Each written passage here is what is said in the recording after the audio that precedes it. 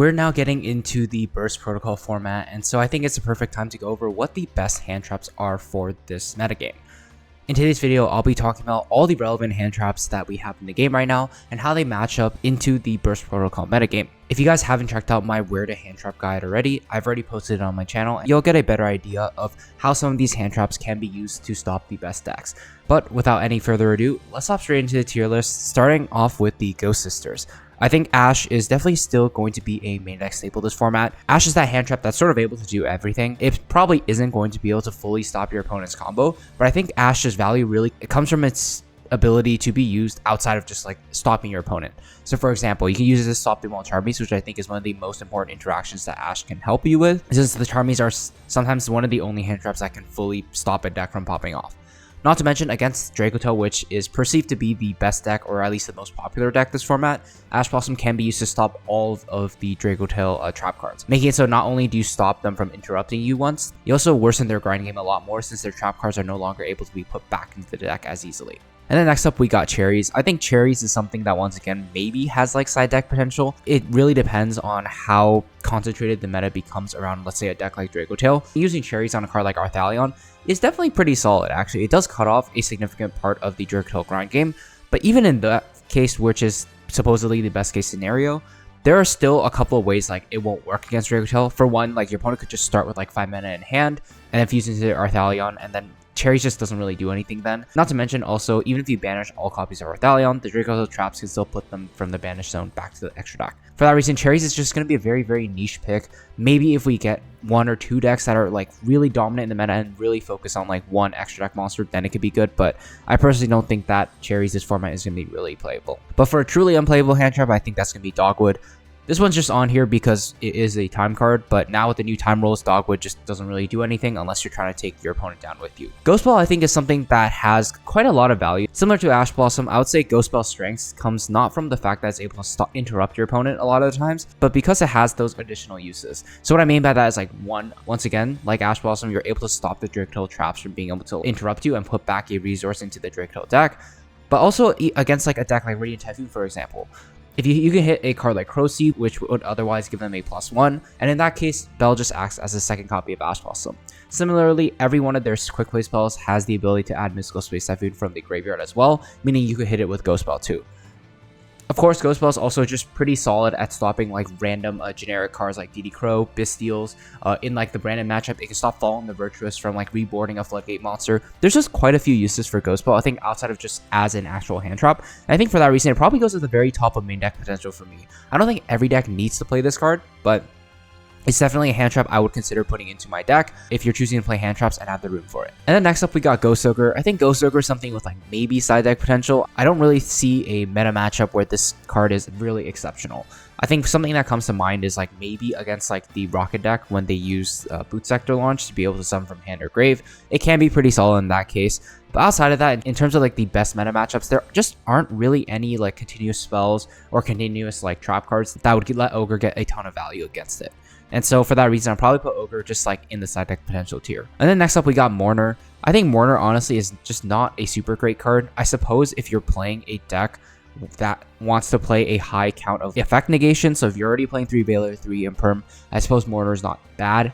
But ultimately, I just don't think Mourner is high impact enough, and I don't think it's good enough against a lot of these decks for it to really see too much play. And then next up, we got the Charmies. Out of all the Charmies, I actually think Purulia might have the most potential this upcoming format.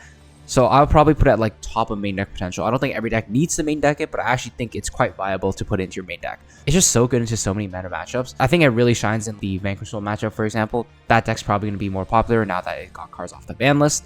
And against Radiant Typhoon especially, that deck like constantly spams monsters from the hand, and so if you're able to hit them with the Purulia, you can get so many draws, make it really difficult for your opponent to keep pushing through. While I think that there is a risk to playing Purulia in the main deck, I think it's pretty much good enough this format for most decks to actually consider putting it in there. Fuwalos, on the other hand, I think is definitely still a main deck staple. It's great against all the decks I mentioned before, and it can really severely limit the ceiling of some of the best decks that we have in the format.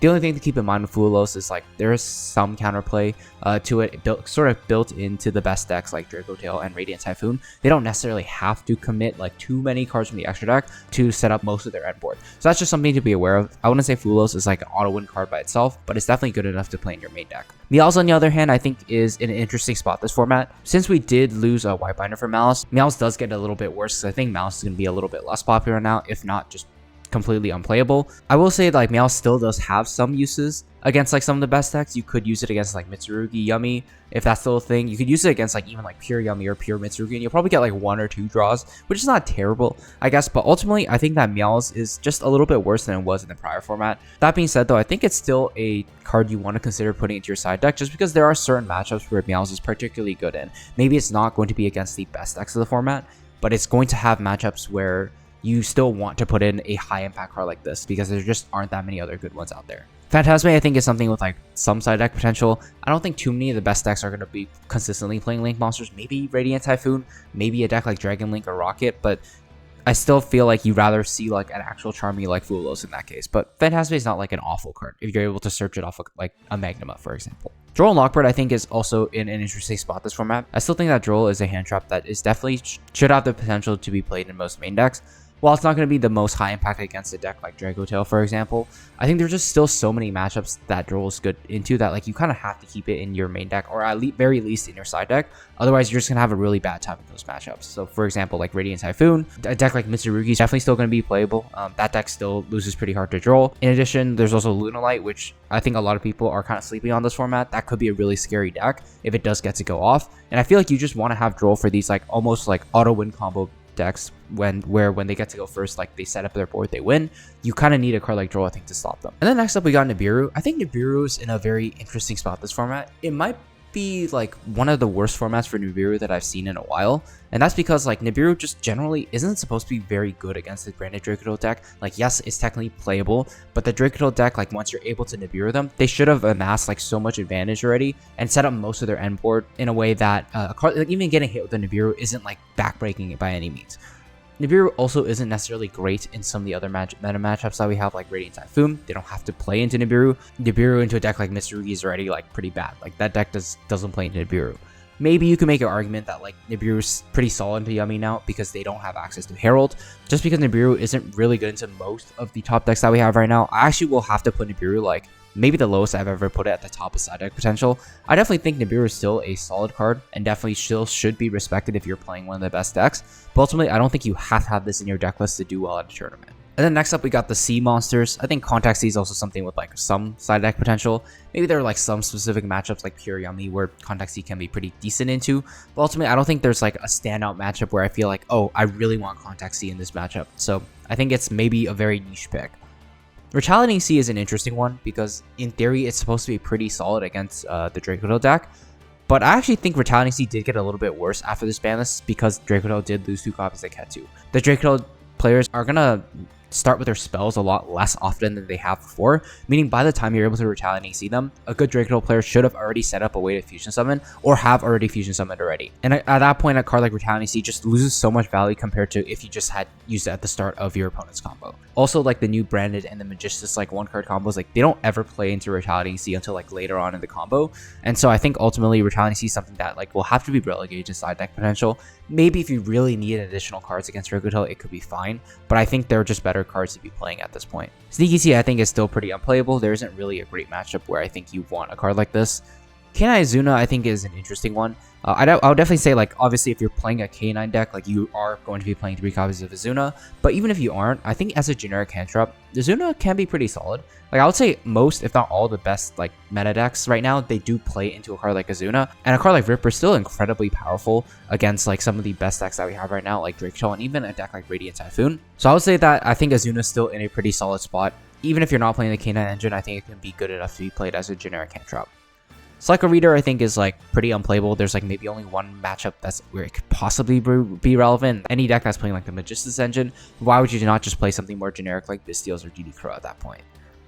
Typhoon's something I also think is not really playable this format. There isn't really a deck other than maybe Radiant Typhoon where like they set up their continuous trap face up and then set a bunch of back row. You'd rather just prevent the Radiant Typhoon player from setting up the trap in the first place. Shifter I think is definitely going to be a main deck potential card. Of course, if you're able to play Shifter like in your main deck, then you probably should. So I don't think there's too much to say about this. It's still really good against a lot of the best decks that we have right now. It's one of those few blowout cards where there's just really no counterplay to it. Token Collector is pretty unplayable right now. No good token decks.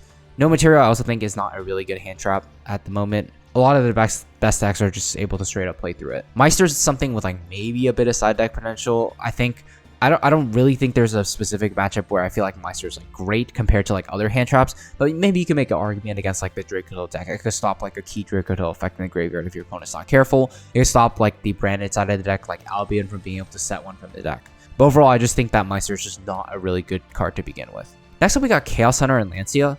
And this one is interesting because we did lose Malice Whitebinder. And I think that ultimately means Malice is going to be less popular. Whether or not that means Malice is going to be like a good deck still, it like remains to be seen. But I think that even if Malice is still technically playable, a lot of players are probably going to end up switching off of Malice to a deck that's a little bit more consistent, has a little bit of higher ceilings, at least if they're trying to play at the most competitive level. I don't really think there's another matchup where a card like Chaos Hunter or Lancea can really shine, maybe against like a few rogue decks, and if Lunalight does become a little bit popular, I suppose a card like Lancea is still really good against that deck. But overall, I feel like with Malice like kind of falling out of the format, I'll probably put these two at like side deck potential. You could choose to side deck them if your deck has a tough time into a deck like Malice or Lunalight.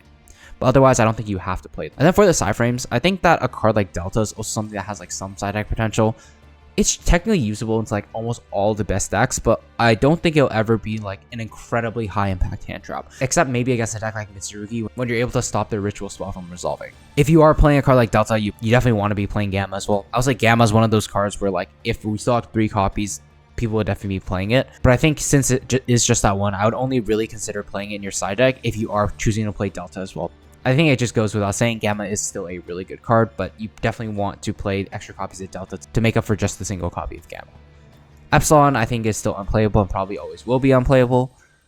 Crow, I think, as a hand trap is like okay this format. There are a few matchups where it can be solid. Against the Magistus engine, you could use it to hit Spenta out of the graveyard. That takes away not only the ability for Zoroa to reborn it back from the grave, it also prevents Spenta from being able to equip one later on in the turn, which can be pretty solid. It's also able to trade really well with like Albion the Branded Dragon, meaning your opponent doesn't have access to the Fallen the Virtuous during the end phase. And that can be pretty important, especially if they're trying to set up like a quote-unquote FTK combo, where they dump like a Floodgate monster and try to bring it back off of the Fallen the Virtuous. And so ultimately, I think Crow is something with like some side deck potential. It's also like usable into most decks. So I think if you are looking for a very generic hand trap that won't necessarily win you game, but should be solid into most decks, Crow is definitely one thing you can consider. Bystials, on the other hand, I think are also like okay this format.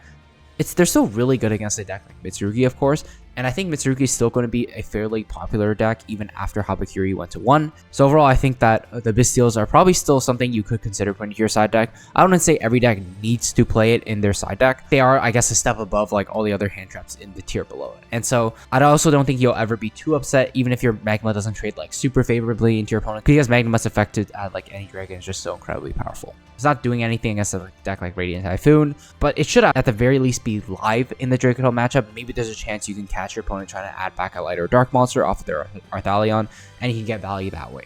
Or you could also hit a card like Albion or like Cartesia before the end phase to prevent them from getting value off of it. Veidos, I think, is a card that's like currently unplayable. There isn't really a top deck that super heavily relies on their field spell. Heckhand's Godos, I also think, is not like super great at the moment. Whenever your opponent like searches a card from deck to the hand, except during the draw phase, you can summon it from your hand. Once it has an ignition effect on field, you can sort of like steal one of your opponent's monsters from the grave and summon it to your side of the field. I think this hand trap does have some potential in the future, but I don't think it's particularly great at the moment. It just is a little bit slow and pretty easy to remove before it gets any actual value. Killer Tune Clip, I think, is something that's like also potential for the side deck. Very, very few decks can play this card, but for the few synchro decks that maybe want to try splashing it, I guess a card like Clip is like fine as a hand trap. I wouldn't say it's like exceptional, but it's not terrible either. We haven't really seen too many examples of decks other than Killer Tune taking advantage of it, so I guess it isn't like super generic, but maybe if you want to try experimenting with it, it's probably a fine hand trap in this upcoming format. And now we got the effect negators like Valor and Impermanence. I think both of these are fine for the upcoming format. I want to say there's a matchup where they particularly excel in. I guess maybe against a deck like Dracotail where you're able to hit Northalion. You can hit key cards in the Radiant Typhoon matchup like Crocy. It's still not going to be super effective against a deck like Yumi or Mitsurugi. So it really depends how popular like the old decks are versus like the new decks that we have. And so for that reason, I'll probably put like Impermanence as something you could consider main decking, and Valor as something you could consider main decking as well. These cards are definitely, I think, a little bit worse than all the cards above it, but if you are just looking for like generic hand traps that are good to be played in like any deck, I suppose you probably won't ever be too upset at seeing a card like Imperm or Valor. I would say Impermanence, of course, is still a little bit better because it doesn't trigger like the K9 monster effects, and because K9 decks like K9 Maker Soul, K9 Crystron are still going to be fairly popular, I would say you definitely want to put in Impermanence before choosing to put in Valor. And then finally, we got the Dominus cards. I'll say that a card like Songs and Dominus Spiral are probably things you could consider side decking. These are very, very specific cards that can only be played in like certain decks. And even in the decks that are able to play them, I wouldn't say like you absolutely need to play these cards. They're not terrible by any means. Like I would say their effects are actually pretty solid. A card like Spiral can definitely catch opponents off guard if they're not too careful. And like I was talking about with Izuna, every deck is going to play into graveyard or hand trigger condition, meaning I think a card like Spiral will probably always be live. I just don't think that there's a super good meta deck that's poised to like take advantage of these at the moment. Impulse and Purge, on the other hand, I think are still incredibly powerful cards. Impulse, I would say, is like one of the only other cards I put in main deck staple. If your deck can play Impulse, you're like 100% playing Impulse. This card is just so good into pretty much every single deck out there. Purge, I would say, is something with like some main deck potential as well. If your deck is able to support Purge, I would definitely consider it because like Ash and Belle, it does match up pretty well into the Dracotail deck because it's able to stop the trap cards. And of course, Purge is just still a pretty solid hand trap, acting as a 4th, 5th, and 6th copy of Ash Blossom. So that's going to do it for my best hand traps tier list for the post-burst protocol format. Let me know what you guys thought about in the comment section below. Do you think there are any hand traps that particularly stand out to you this format? Or do you think there are certain hand traps that are overrated? Let me know in the comment section below. Before I end off the video, I just want to also ask you guys to please consider subscribing to the channel. I'm looking to hit 15,000 subscribers before I graduate around the middle of June, and so it would mean a lot to me if you would just consider subscribing, especially if any of these videos that you've seen from me do help you on your competitive journey. But with all that being said, I just want to thank you guys so much for watching, and I will see you guys in the next one. Take care.